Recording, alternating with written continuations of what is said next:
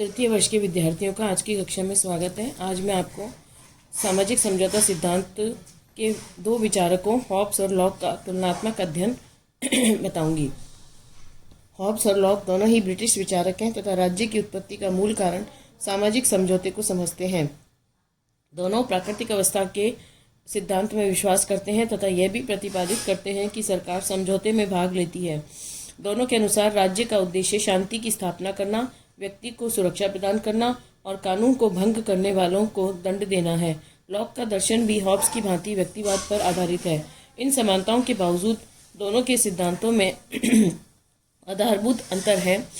पहला, हॉब्स के अनुसार मनुष्य स्वार्थी, क्रूर, दुष्ट, हिंसक, भय, शक्ति तथा कीर्ति की भावना से प्रेरित होने वाला और पाशविक एवं बुरी प्रवृत्तियों की प्रधानता रखने वाला है। लॉक मनुष्य को अच्छी एवं मानवीय प्रवृत्तियों, प्रेम, दयालुता, सहयोग आदि की उदात्त भावनाओं से युक्त मानता है। दूसरा, हॉब्स के अनुसार प्राकृतिक दशा सतत संघर्ष, युद्ध और विषमता की दशा है। इसमें किसी व्यक्ति का जीवन सुरक्षित नहीं है। इसमें नैतिकता का सर्वथा अभाव है और मनुष्य अपने लिए हिंसा और हत्या को ठीक समझता है।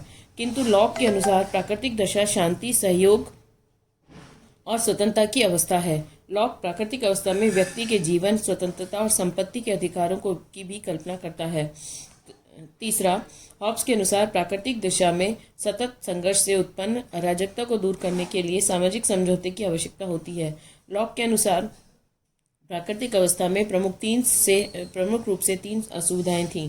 प्राकृतिक नियम स्पष्ट नहीं थे, प्राकृतिक नियमों की व्याख्या करने वाली और इन नियमों को लागू करने वाली सत्ता का अभाव था तथा इन असुविधाओं को दूर करने के लिए राज्य निर्माण का निश्चय किया गया।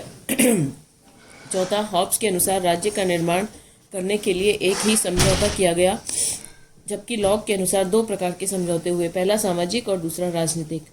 पांचवा, हॉब्स ने निरंकुश राजतंत्र का समर्थन किया, जबकि लॉक ने सीमित और वैधानिक राजतंत्र का समर्थन किया। छठा, हॉब्स प्रजा